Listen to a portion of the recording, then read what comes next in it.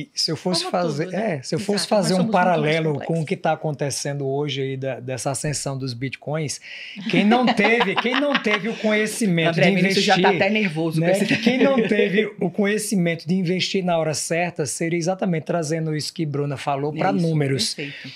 Quando você está com quantas semanas? Agora 20. Então, tá exatamente no momento certo. Então, com 20 semanas, se fosse combinado, não dava tão certo.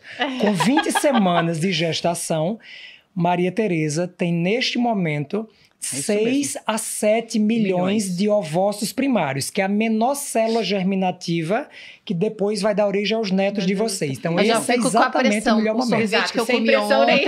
Exato. Nervosa. O estresse que eu Não passei haverá semana perdão. passada. Daquela...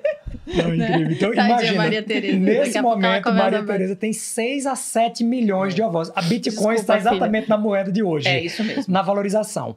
Quando ela nascer daqui a alguns meses, ela vai nascer com 1 a 2 milhões. Então, ela já perde. Já ocorre uma desvalorização absurda da quantidade, Da né? Se a gente quantidade, trazer. A exato. quantidade diminui muito. Ela sai de 6 a 7 milhões para 1 a 2 milhões ao nascimento. Quando ela for menstruar pela primeira vez, por volta ali dos 8 a 12 anos, ela vai ter entre 400 a 500 mil folículos. E aí é que começa essa perda periódica, porque existe uma perda muito grande, uma desvalorização do Bitcoin ovariano enorme da vida intraútero, com 20 semanas até a primeira menstruação. E depois a mulher perde 4 mil folículos por ciclo. Então, se a gente fizer uma conta matemática, 400 a 500 mil, e ela perde 1.000 por ciclo, que a menina, Isso. quando for menstruar a primeira vez, vai ter entre 400 a 500 mil folículos. Se ela perde 1.000 por ciclo, ela vai menstruar ou ter ciclos ovulatórios entre 400 a 500 ciclos ao longo da vida. Tá. Se a gente dividir isso por 12 meses, se a matemática não me falha, vai dar entre 33 a 41.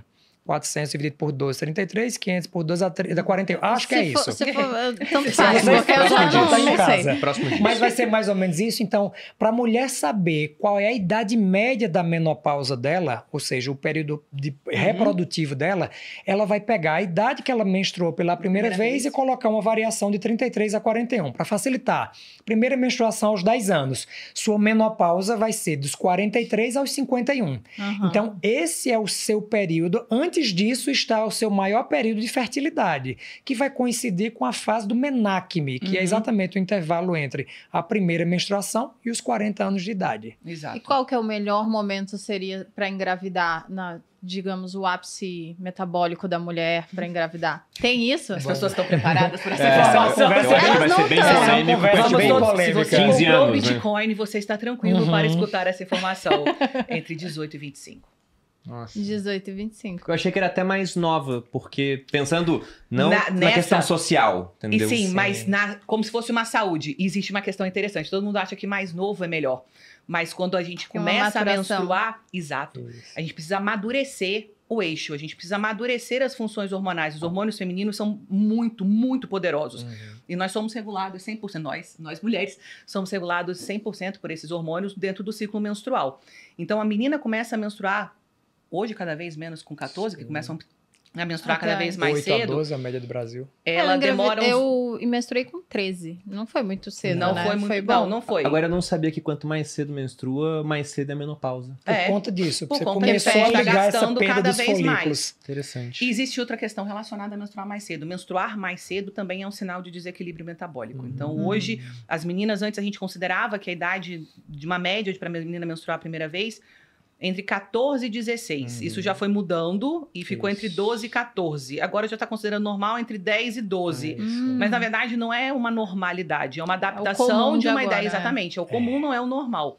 Então, Você isso tem que falou ser 8 a adaptado. 12, eu falei, caramba, 8 anos. É, 8 anos. Isso não é tão Não, incomum pelo assim como a contrário. gente imagina. É bem Olha, mais comum Dentro do hoje. ambulatório da universidade, a gente pega um E monte tudo de isso criança. porque assim. o Caramba. ambiente está favorecendo esse tipo de comportamento, esse tipo de De alteração. coisa. De E não alteração. só o ambiente, mas a gente tem que lembrar, desde a Hormonal. década de 70 existe uma mudança no padrão de Alimentar. de Sono. disposição, de sono, mudança socioeconômica. A mulher entra no mercado de trabalho, agora ela dá plantão noturno, agora ela se expõe ao estresse, agora ela está usando uma marmita, ela não está mais na zona rural, ela está na zona urbana, ela não tem exposição solar. Existem várias questões que determinam essa transformação. Mas o fato é que ela entra agora dentro do mercado de trabalho e essa mudança para o mercado de trabalho é agora coloca dentro do metabolismo dela sinalizações. E lembra que a gente tem os óvulos continuam lá. Então, nós já somos frutos de gerações anteriores que foram modificadas. Então, o ambiente já foi modificando todos esses óvulos e agora nós estamos vendo e vamos ver provavelmente, por isso que os dados são preocupantes em relação à saúde feminina, cada vez mais mulheres menstruando mais cedo e tendo menopausa cada vez mais precoce. Exato. E todas as complicações associadas a isso. Custos. E os custos associados a isso, sem dúvida nenhuma. Beleza. Levando em consideração que o povo não vai seguir, né, a ordem de engravidar aos Sim, 18 que e aos não é 25, realidade porque hoje, eu né? mesmo não gostaria de ter engravidado Aos com 18. 25 claro. anos. 25 até dava, mas enfim, 25 não dava. dava. Eu não Seria tava imprevisto, pronta mas é que com maturamente. 18 tem faculdade, né? Aí é muito mais complexo. E essa Exato. história do mercado de trabalho, exatamente isso. Hoje a mulher está pensando que eu quero entrar no mercado de trabalho, puxa, mas eu quero um bom emprego, então eu quero fazer uma faculdade, eu Isso. quero ter... E isso vai sempre A formação adiando e profissional postergando. não exige. Exatamente. Levando em exatamente. consideração que a mulher vai querer engravidar depois dos 30 e poucos. Não, talvez Qual- não depois dos 30 e poucos. Tá, mas quais são os principais problemas que a gente pode dizer assim, ó, isso é uma causa que a gente vê todo dia no consultório Dessa infertilidade. da infertilidade? Endometriose é hoje a principal É. causa. 30 a 50% das das mulheres pacientes. inférteis o são por endometriose. É. Isso eu O que falo... não quer dizer, vale dizer, que porque tem endometriose é infértil. Não. Não, É não um achado, é uma Exato. correlação, é uma Uhum. associação. Não é uma correlação Nem direta. todo mundo tem endometriose é infértil, mas quem é infértil, 30-50 é endometriose. Exatamente. Perfeito. Então, e é um tema que vem realmente ganhando uma pauta, porque é a ginecopatia, é a doença ginecológica que mais cresce. No mundo, mais ou menos 200 milhões de mulheres com diagnóstico e só no Brasil entre 9 a 10 milhões que têm diagnóstico. E o diagnóstico ele não é fácil de ser feito porque existe uma normalização dos sinais e sintomas de endometriose. Sentir cólica é normal. Isso aqui é birra da menina, que é adolescente, que não quer ir para a escola. Então, só para ter ideia, o tempo médio do início dos sintomas até o diagnóstico de endometriose no Brasil são 10 anos. 10 É uma anos. vergonha. Então, você já apaga o incêndio no quinto andar. É. Você não pega a doença no momento É uma inicial. vergonha. Mas isso é só no Brasil ou porque 200 milhões no mundo, É. pensando que metade do mundo são mulheres, 4 Sim. bilhões, soa pouco até. Uhum. Porque eu vejo pelas pessoas que a gente conhece. Todo mundo tem, Todo né? mundo tem, as mulheres. É. Todo mundo tem. A minha prima, por exemplo, agora se especializou nisso. Eu falei, nossa, é um mercado gigante. É um É. mercado gigante. Você vai atender muita gente. É. Tanto que quando eu fiz o mestrado, meu mestrado é em qualidade de vida em mulheres com endometriose. Isso me girou uma chave muito grande. Bruna até dá aula no meu curso de endometriose, porque assim, a infertilidade é algo que gera muita angústia nessas mulheres.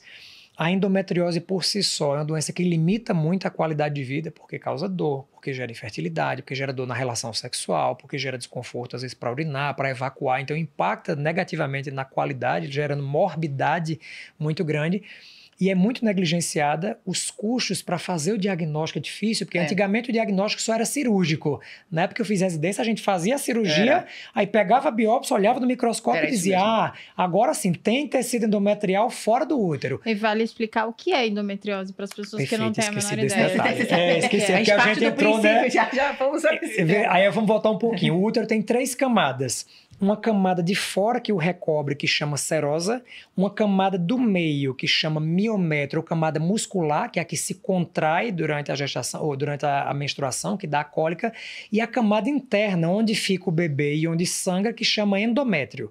Então, endometriose é a presença de células do endométrio, ou seja, da camada interna do útero, fora do útero. E existem mais ou menos 7 teorias que tentam explicar e nenhuma consegue explicar todos os casos de endometriose. Por que essa célula saiu? Isso tem origem genética, você tem exposição ambiental, você tem alterações intrauterinas, você tem malformação, enfim, são múltiplas causas, menstruação retrógrada, várias teorias que tentam justificar. Mas o que acontece é que a endometriose ela é uma doença que se comporta como um câncer benigno. A célula de endometriose tem um comportamento muito semelhante da célula de câncer. Vai crescendo desordenadamente. Ela cria um ambiente que favorece o seu modifica. próprio crescimento, ela favorece os hormônios que A bicha fazem é ela braba. crescer, ela diminui os hormônios que bloqueiam a sua parada de crescimento, Nossa. ela gera maior nutrição, maior vascularização. Então, assim, ela tem um comportamento semelhante à célula de câncer, mas a conduta e o cuidado que se tem não é nem parecido com o cuidado que se tem com câncer. Então, sem dúvida. esse é um grande detalhe, assim, que a gente precisa chamar a atenção. E a gente ainda espera esse comportamento estereotipado do ponto de vista de sinais e sintomas clínicos. Né? Então, algumas mulheres, inclusive, elas vão ter o diagnóstico de endometriose, mesmo na ausência de sintomas clínicos. 50% são assintomáticas. 50% são assintomáticas.